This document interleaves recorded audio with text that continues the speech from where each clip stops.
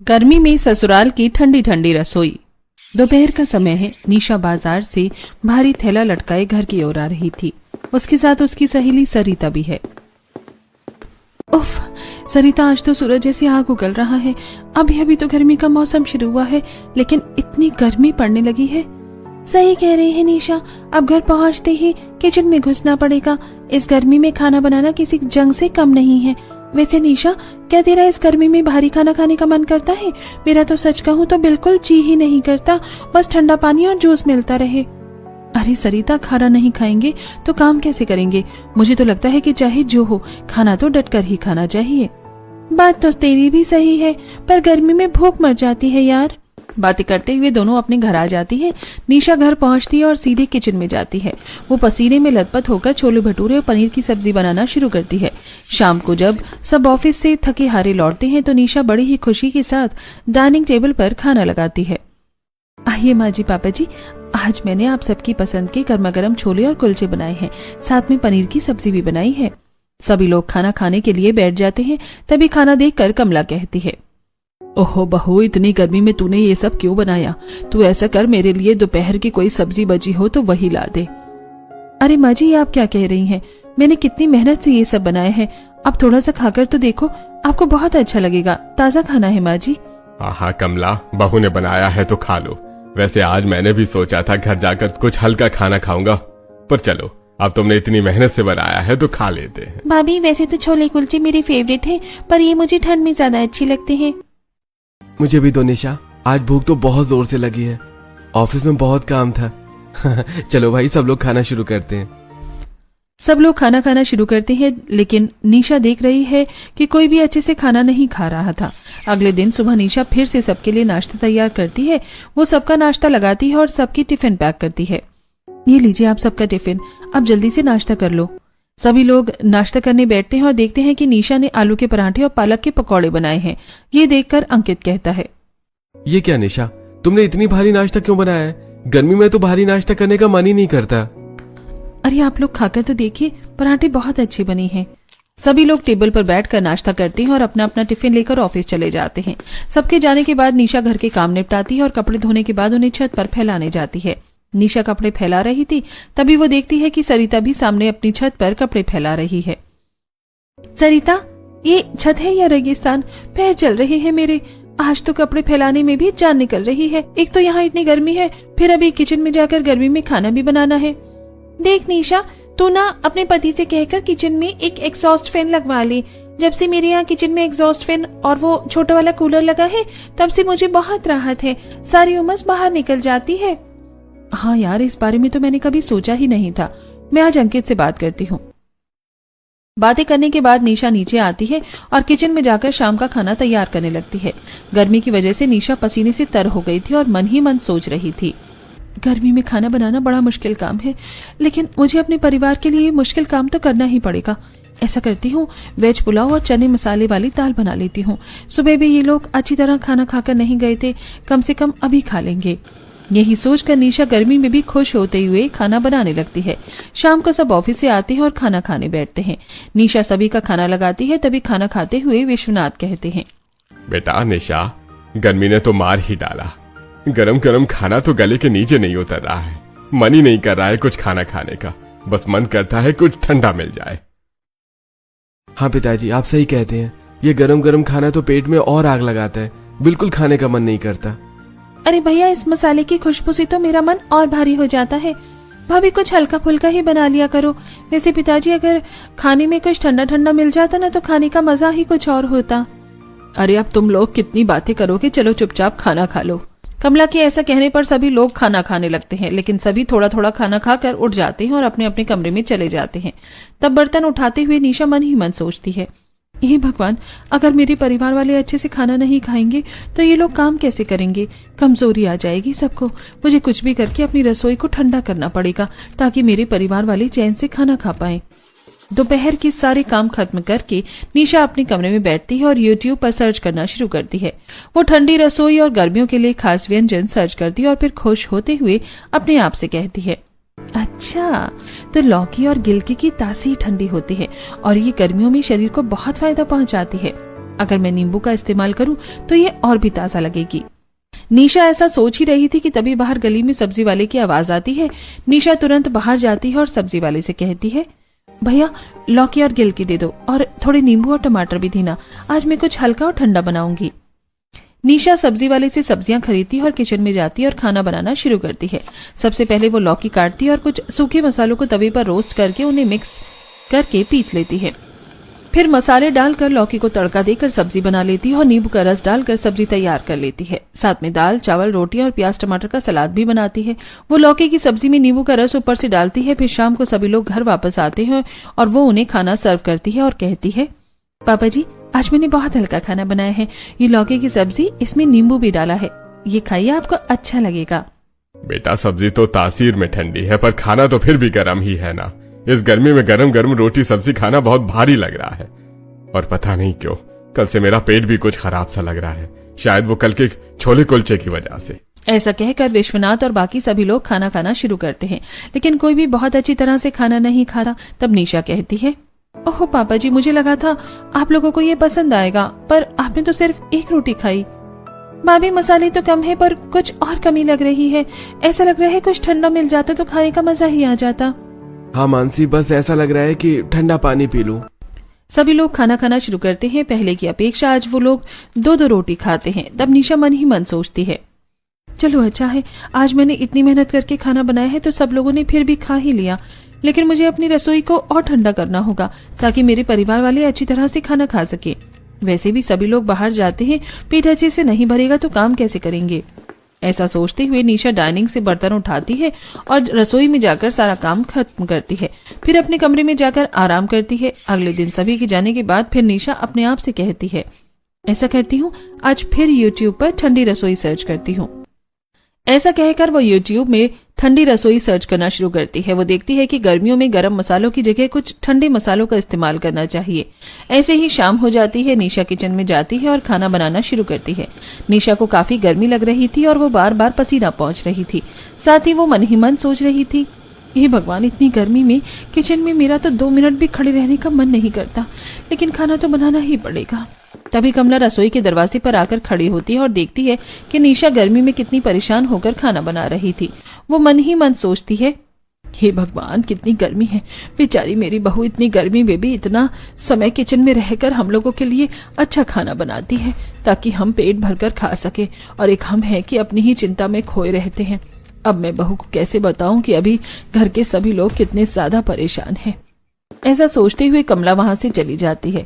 इधर निशा जीरा, सौंफ और धनिया को भूनकर एक खास पाउडर तैयार करती है। वो गिलकी और टमाटर की चटनी बनाती है और उस पर ये मसाले छिड़कती है। शाम को सभी लोग आते हैं तो निशा सभी के लिए खाना परोसती है।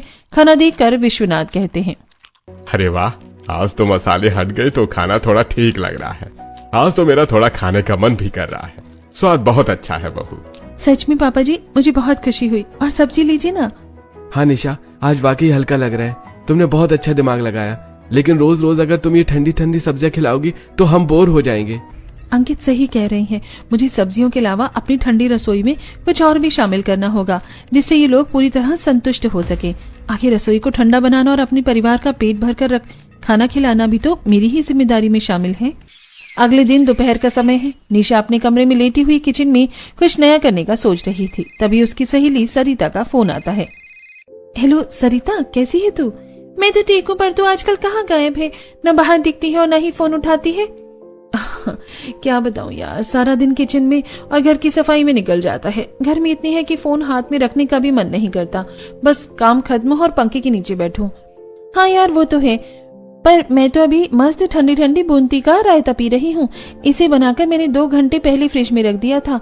ये इतना ठंडा हो गया है कि पीने में मजा आ जाता है। इससे शरीर को जो ठंडक मिलती है उसका कोई जवाब ही नहीं। बूंदी का रायता? अरे हाँ, ये तो मैंने सोचा ही नहीं। रायता तो गर्मियों के लिए अमृत है। थैंक यू सरिता, तूने बहुत अच्छा आइडिया दिया। आज मैं सभी के लिए बूंदी का रायता ही बनाऊंगी। अब निशा तुरंत घर से निकलती है और पास वाली किराने की दुकान पर जाकर दही लेकर आती है। अब किचन में जाकर दही को एक बर्तन में निकालकर उसे बीटर से अच्छी तरह फेंटती है। फिर डिब्बे से बूंदी निकालकर उसमें डालती है और अपना बनाया हुआ मसाला भी उस पर छिड़क देती है। साथ में काला नमक और हरी धनिया भी डालती है और फिर उसे फ्रिज में रखते हुए अपने आप से कहती है, आज तो सभी लोग रायता देखकर बहुत खुश हो जाएंगे और पेट भरकर खाना खाएंगे। यही सोचकर निशा खाना बनाना शुरू करती है। वहाँ खाने में दाल चावल आलू पालक की सब्जी रोटी और धनिया टमाटर की चटनी बनाती है। रात को जब सब डाइनिंग टेबल पर बैठते हैं तो रायता देखकर सबके चेहरे खिल जाते हैं। कमला कहती है, अरे वाह बहू, आज तो तूने रायता बनाया है, ये देखकर ही मन ठंडा हो गया। भाभी ये रायता तो बहुत जबरदस्त बना है, मैं तो आज रोटी रायते से ही खा लूंगी। सच में बहू, आज तो मजा आ गया। तुमने बहुत अच्छा दिमाग लगाया। रायते ने खाने का स्वाद बढ़ा दिया और गर्मी का एहसास कम कर दिया। निशा, कल मेरे टिफिन में भी तुम बूंदी का रायता ही रख देना। दोपहर की गर्मी में ऑफिस में ये खाकर मन ठंडा हो जाएगा। जरूर अंकित, मुझे बहुत अच्छा लगा कि आप सबको ये पसंद आया।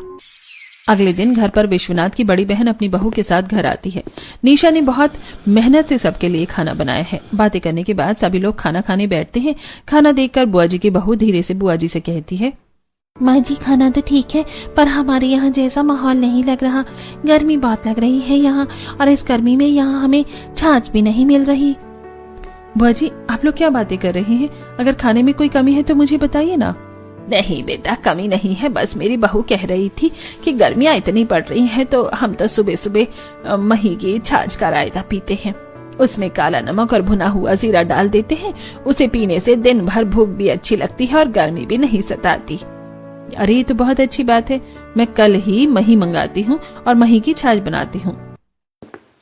मेहमानों के जाने के बाद अगले दिन निशा बाजार से मही खरीद कर लाती है और उसमें काला नमक, जीरा और पुदीना डालकर सबके लिए ताजा छाछ बनाती है।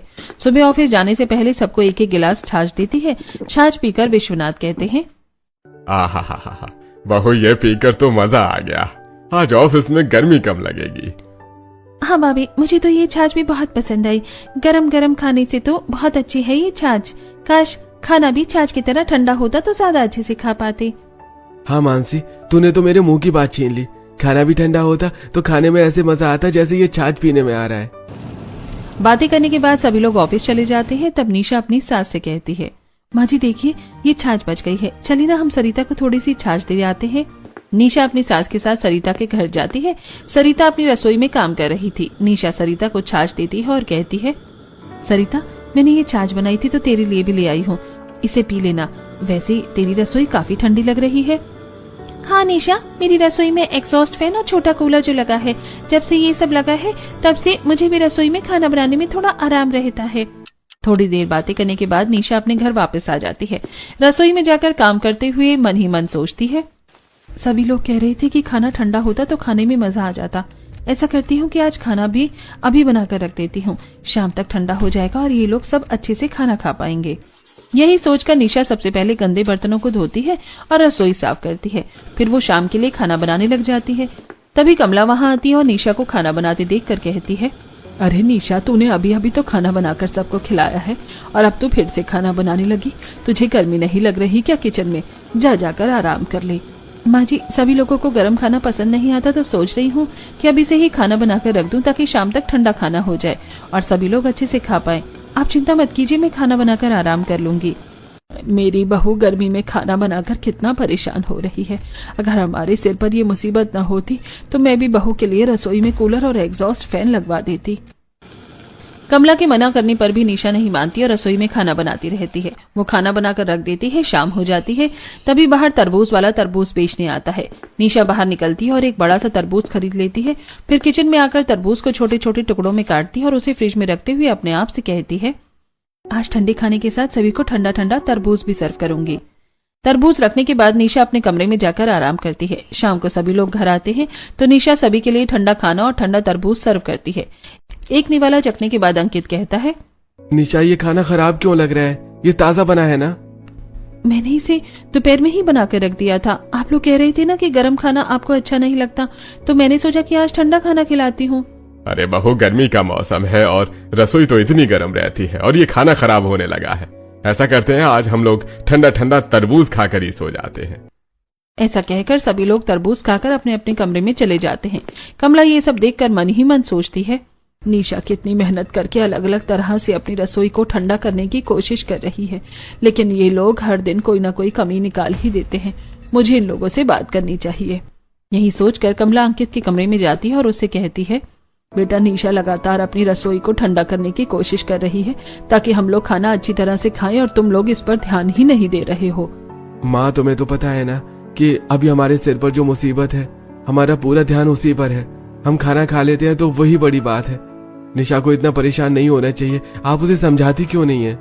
बेटा, निशा भी अभी शादी करके हमारे घर आई है। मैं उसे सब कुछ बताकर परेशान और दुखी नहीं करना चाहती हूँ, इसलिए तुम कोशिश करना कि इस परेशानी में भी निशा के लिए थोड़ा समय निकाल सको। बातें करने के बाद कमला अपने कमरे में चली जाती है। अगले दिन शाम को जब सभी लोग खाना खाने बैठते हैं तो निशा फ्रिज से निकालकर ठंडा ठंडा खाना सभी को सर्व कर देती है। उसने खाना पहले ही बनाकर फ्रिज में रख दिया था ताकि वो ठंडा हो जाए और खराब ना हो। उसने फ्रिज में सलाद भी काट कर रख दिया था। आज मैंने खाना पहले ही बना दिया था ताकि वो बहुत गर्म ना हो, और ये रहा फ्रिज का ठंडा सलाद और खाना। निशा, फ्रिज में रखने से देखो रोटियां कितनी कड़ी हो गई हैं और चावल भी कितने कड़क हो गए हैं, दाल भी जम गई है। फ्रिज का रखा खाना कौन खाता है? हाँ भाभी, सिर्फ सलाद ही अच्छी लग रही है, ठंडी ठंडी। खाना तो कुछ ज्यादा ही ठंडा हो गया है। ऐसा कहकर सभी लोग जैसे तैसे खाना खाते हैं और अपने अपने कमरे में चले जाते हैं। कुछ दिन बाद मोहल्ले की पड़ोसन वैशाली आती है और कहती है, कमला, कल मेरे पोते का जन्मदिन है, तो अपने परिवार के साथ जरूर आना। हाँ वैशाली, हम लोग जरूर आएंगे। वैशाली के जाने के बाद निशा अपनी सास से कहती है, माँ जी, मोहल्ले में पार्टी है, अगर पूरा परिवार चलेगा तो बहुत अच्छा लगेगा, हम सबका मन बदल जाएगा। ठीक है बहू, शाम को सबसे बात करेंगे। शाम को सभी लोग घर आते हैं और विश्वनाथ कहते हैं, बहू, आजकल तू ठंडे ठंडे व्यंजन बनाती है तो खाना खाने का मन भी करता है। आज क्या बनाया है? जल्दी से लगा दे, भूख लग रही है। पिताजी, आज तो मैंने कुछ नहीं बनाया क्योंकि आज वैशाली चाची के यहाँ पार्टी है और उन्होंने हम सबको बुलाया है, तो हम सब आज वहाँ जाएंगे। नहीं बहू, मेरा तो मन नहीं है, तुम लोग चले जाओ। सॉरी भाभी, मुझे एक प्रोजेक्ट पर काम करना है, मैं नहीं जा पाऊंगी। और मेरी भी आज एक जरूरी मीटिंग है तो मैं भी नहीं जा पाऊंगा। माँ जी, अकेले जाने में मजा नहीं आएगा, मैं घर पर ही रहकर खाना बना लेती हूँ। निशा फिर से किचन में जाती है। वो आज फ्रूट रायता बनाने का फैसला करती है। वो घंटों किचन में फलों को काटती है और दही तैयार करती है। पसीने से उसका बुरा हाल है। फिर वो फ्रूट और दही को मिक्स करके उसमें कुछ मसाले डालती है और उसे फ्रिज में रख देती है। साथ ही दाल और चावल भी बनाती है। फिर वो सभी लोगों को दाल चावल और ठंडा ठंडा फ्रूट रायता सर्व करती है। सभी लोग खाना खाकर अपने अपने कमरे में आराम करने लगते हैं। अगले दिन निशा टीवी पर कुछ महंगे शरबत और जूस के ऐड देखती है और मन ही मन सोचती है, अरे वाह, अगर मैं ये शरबत और जूस अपने परिवार वालों के लिए लाऊं तो वो खाने के साथ साथ ठंडी शरबत और जूस पियेंगे तो उन्हें अच्छा लगेगा। यही सोचकर शाम को निशा बाजार जाती है और ढेर सारे महंगे शरबत और जूस लेकर घर वापस आती है। रास्ते में उसे वैशाली मिलती है और कहती है, अरे निशा, इतनी सारी शरबत की बोतल और जूस की बोतल लेकर आई हो, घर में कोई पार्टी है क्या? नहीं नहीं चाची, ये तो मैं अपने घर वालों के लिए लेकर आई हूँ। मेरे घर वालों को गर्मी में ठंडी चीजें ही पसंद है। ऐसा कहकर निशा वो सारी बोतलें फ्रिज में लाकर रख देती है। शाम को जब सभी लोग आते हैं तो निशा उन्हें खाने के साथ महंगे ड्रिंक बनाकर सर्व करती है। ये देखकर अंकित कहता है, निशा, ये ड्रिंक तो बहुत महंगी लगती है। मैंने तुम्हें जो कुछ पैसे रखने के लिए दिए थे, कहीं तुमने खर्च तो नहीं कर दिए? हाँ जी, मैं उन्हीं पैसों से ये सारा सामान लेकर आई हूँ। ओहो निशा, तुम्हें क्या जरूरत है अपनी रसोई को इतना ठंडा करने की? जैसा खाना हम खाते हैं वैसे ही खा लेंगे। तुम ये फालतू के खर्च करना बंद कर दो। ऐसा कहकर अंकित गुस्से में उठकर अपने कमरे में चला जाता है। बाकी लोग भी थोड़ा थोड़ा खाना खाकर अपने अपने कमरे में चले जाते हैं। तब निशा मन ही मन सोचती है, शायद मैंने ही ठंडी रसोई के लिए इतने महंगे जूस लाकर गलती की। मुझे अंकित से बात करनी चाहिए। वो अपने कमरे की तरफ जाती है, तभी उसे अंकित और कमला की बातें सुनाई देती है। निशा छुप कर सुनने लगती है। बेटा, हम पर क्या मुसीबत है ये सिर्फ हम जानते हैं। निशा तो कुछ नहीं जानती। तुम्हें उससे ऐसा व्यवहार नहीं करना चाहिए। तो मैं और क्या करूं माँ? आपको तो पता है ना कि मैंने पैसे किस काम के लिए रखे थे। निशा ने उन्हें भी अपनी ठंडी रसोई के चक्कर में खर्च कर दिया। आपको पता है ना अब हमें कितनी परेशानी उठानी पड़ेगी। लेकिन बेटा, निशा ये सब कुछ हमारे लिए ही तो कर रही है। उससे ऐसा रूखा व्यवहार करना ठीक बात नहीं है। और वैसे भी कुछ दिनों की बात है, फिर तो सब कुछ ठीक हो ही जाएगा। ऐसा कहकर कमला बाहर की तरफ आती है तो निशा रसोई में जाकर छुप जाती है और मन ही मन सोचती है, ऐसी भी क्या मुसीबत है इन पर जो ये लोग मुझे नहीं बता रहे हैं। कुछ भी हो, मुझे ये सब जानना ही होगा। निशा कमरे में जाती है और अंकित से कहती है, अंकित, आप बहुत परेशान दिखाई दे रहे हैं। अगर कोई परेशानी है तो मुझे बताइए। आखिर मैं आपकी पत्नी हूँ और मुझे जानने का पूरा हक है। नहीं नहीं निशा, ऐसी कोई बात नहीं है।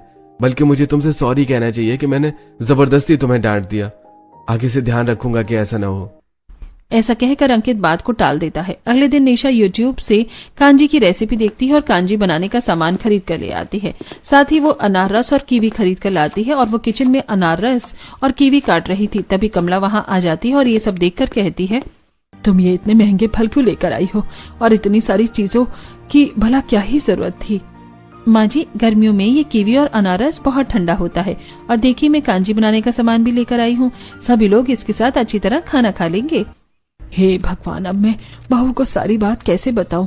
मुझे ही कुछ न कुछ करना होगा। शाम को सभी लोग घर आते हैं। तब खाने के साथ साथ निशा सभी को ठंडी ठंडी कीवी और अनारस भी सर्व करती है। साथ में वो उन्हें कांजी भी बना कर देती है। ये सब देखकर अंकित को बहुत गुस्सा आता है, लेकिन वो कुछ नहीं कहता और सभी चुपचाप खाना खा लेते हैं। अगले दिन निशा को खाना बनाते समय अचानक चक्कर आ जाता है और वो वहीं बेहोश होकर गिर जाती है। कमला की नजर उस पर पड़ती है और वो चिल्ला उठती है, अरे बहू, क्या हुआ तुझे? जल्दी आओ विश्वनाथ जी, अंकित देखो बहू गिर गई। सब भागकर आते हैं और उसे उठाकर सोफे पर लेटाते हैं। विश्वनाथ चिंता में अंकित से कहते हैं, अंकित जल्दी डॉक्टर को बुला, ये सब हमारी ही गलती है। बेचारी बच्ची सारा दिन इस भट्टी जैसी रसोई में जलती रहती थी और हम अपनी परेशानियों के चक्कर में उस पर ध्यान ही नहीं दे पाते थे। थोड़ी देर बाद डॉक्टर घर आते हैं और निशा की जांच करते हुए फिर कहते हैं, देखिए इनका ब्लड प्रेशर बहुत लो हो गया है, शरीर में पानी की कमी है और भयंकर गर्मी की वजह से ये बेहोश हुई हैं। इन्हें 15 दिन का पूरा आराम चाहिए। इन्हें किचन की गर्मी से बिल्कुल दूर रखिए, वरना हालत बिगड़ सकती है। डॉक्टर के जाने के बाद अंकित कहता है, निशा, कोई जरूरत नहीं है तुम्हें आज के बाद काम करने की। तुम पूरी तरह आराम करोगी और हम तुम्हारा ख्याल रखेंगे। सभी को अपनी इतनी चिंता करते हुए देखकर निशा को बहुत खुशी होती है। अब सभी लोग निशा का ख्याल रखते हैं और अगले 15 दिनों बाद निशा ठीक हो जाती है। 15 दिन बाद अंकित अपनी माँ से कहता है, माँ, निशा को आराम करते 15 दिन हो गए हैं। आज मैं उसे फिर एक बार डॉक्टर के पास जाकर चेक करवा लेता हूँ। वो मेरे जाने के बाद आप लोगों को क्या क्या करना है आपको पता है ना? हाँ भैया, आप चिंता मत कीजिए, आपके पीछे सब कुछ वैसा ही होगा जैसा आप चाहते हैं। अब अंकित निशा को डॉक्टर के पास ले जाता है। डॉक्टर चेकअप करके बताता है कि निशा बिल्कुल ठीक है। थोड़ी देर बाद अंकित और निशा घर लौटते हैं और निशा देखती है कि घर में अंधेरा है। ये देखकर निशा कहती है, अरे घर में इतना अंधेरा क्यों है? भाभी, अभी भी लाइट चली गई है, इसीलिए अंधेरा है। वैसे निशा, मुझे प्यास लगी है, जरा रसोई में जाकर एक गिलास पानी तो लेकर आना। निशा जैसे ही किचन की तरफ बढ़ती है वो देखती है कि मेज पर बहुत सारी ठंडी डिशेस हैं। फ्रूट क्रीम, मलाईदार लस्सी और ताजे फलों का सलाद। अरे ये सब किसने बनाया? ये सब मेरे लिए है क्या? हाँ निशा, ये सब तुम्हारे लिए है और आज तुम्हारा जन्मदिन भी है। अचानक लाइट जल जाती है और घर रोशनी से जगमगा उठता है। सामने एक बड़ा केक रखा है और पूरा परिवार हैप्पी बर्थडे गा रहा है। मेरा जन्मदिन, मैं तो बिल्कुल भूल ही गई थी। आप लोग कितने अच्छे हैं, पर मैं अपनी रसोई को आपके लिए ठंडा नहीं कर पाई, मुझे इसका दुख है। हाँ बेटा, हमें तुम्हें कुछ बताना है। हम सब लोन को लेकर बहुत तनाव में थे, इसीलिए ओवरवर्क कर रहे थे और तुम्हें समय नहीं दे पा रहे थे, और इसीलिए तुम्हारे ज्यादा खर्च करने पर अंकित गुस्सा कर रहा था क्योंकि उसे लोन की किश्त भी भरनी थी। पर आज तुम्हारा जन्मदिन है और खुशखबरी ये है कि लोन पूरा खत्म हो गया है। और ये देखो निशा, आज ही मेरा प्रमोशन लेटर भी आया है। ये रहा तुम्हारा असली गिफ्ट। अब हमारी सारी मुश्किलें खत्म हो गई हैं। ये तो बहुत अच्छी खबर है। अब निशा खुश होकर केक काटती है और सभी को खिलाती है। तभी अचानक डोरबेल बजती है। मानसी बाहर की तरफ भागती है और कमला कहती है, अभी एक और सरप्राइज बाकी है, बहू बाहर देखो। तभी दो आदमी कुछ बड़े बड़े डिब्बे लेकर वहां आते हैं और रसोई में जाकर कुछ काम करने लगते हैं। ये देखकर निशा कहती है, अरे ये सब क्या हो रहा है? ये लोग रसोई में क्या कर रहे हैं? थोड़ी देर रुको, तुम्हें सब पता चल जाएगा। दोनों मजदूर अपना काम कर चले जाते हैं। तब पूरा परिवार निशा को रसोई में लेकर आता है। निशा देखती है कि रसोई में एग्जॉस्ट फैन, एसी और ऑटोमेटिक मशीनें लग गई थी। अंकित कहता है, निशा, ये एक ऑटोमेटिक कुकिंग मशीन है। निशा, ये AI तकनीक से चलती है।